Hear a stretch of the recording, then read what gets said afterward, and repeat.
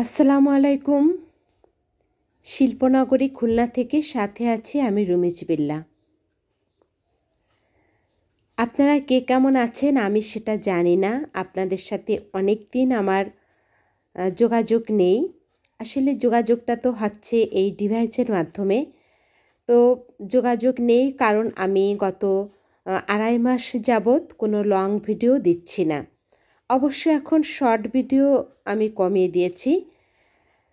তো এই যে ভিডিওটা আমি দিচ্ছি না, আপনাদের মনে হয়তো অনেকের প্রশ্ন আসতে পারে যে কেন দিচ্ছি না। আসলে আমি ফিজিক্যালি ফিট না।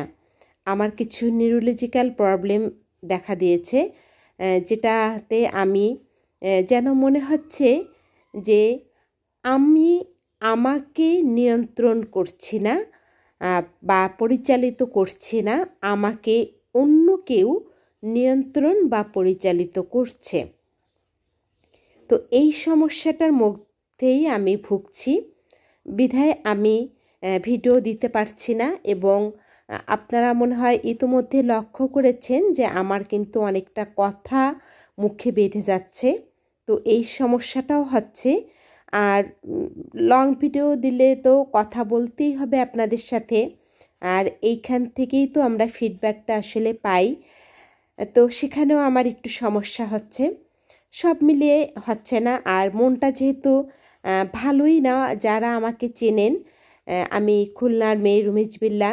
তো রুমিজ বিল্লাকে অনেকেই চিনতেন, এখন হয়তো চেনেন না, কারণ আমার পূর্বের চ্যানেলটার নাম ছিল দীপস মম প্রেজেন্টেশন।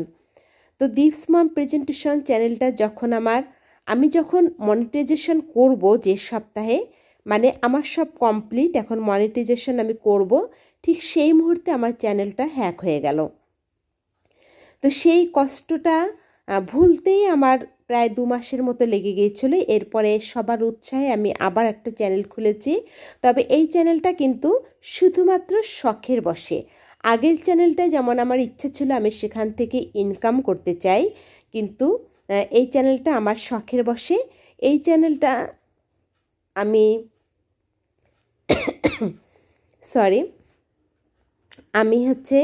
সপ্তাহে একদিন ভিডিও দিতাম।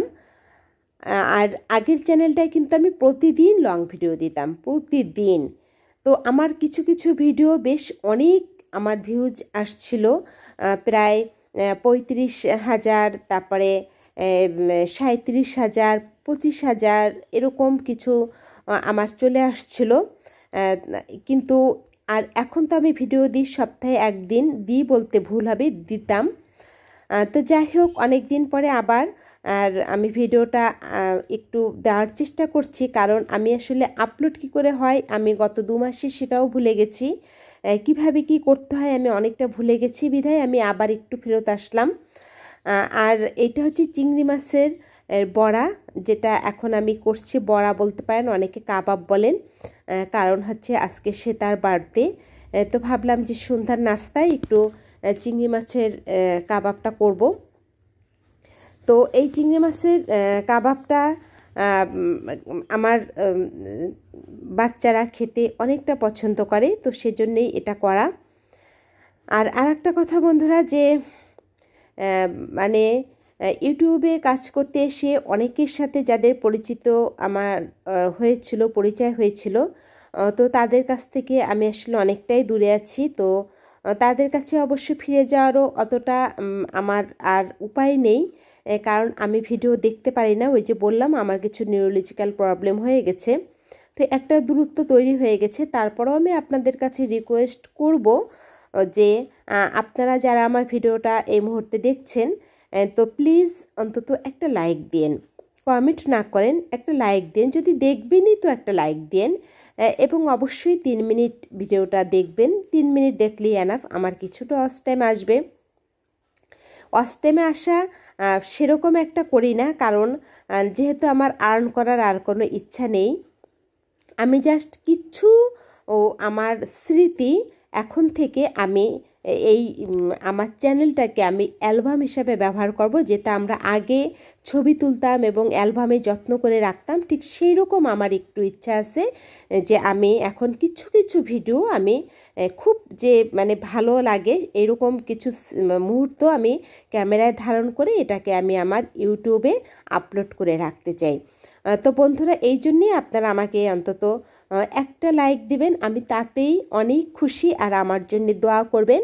তো এই যে ক্রিসমাসের জন্য লাইটিং করা হয়েছে, আমার আবার লাইটিং দেখতে ভীষণ ভালো লাগে, এই জন্যই সন্ধ্যার পরে একটু বেরোলাম। তো বন্ধুরা, আবারও কিন্তু আপনাদের কাছে দোয়া চেয়ে নিচ্ছি, আমার জন্য দোয়া করবেন, আমিও দেশবাসীর জন্য দোয়া করি। আল্লাহ হাফেজ।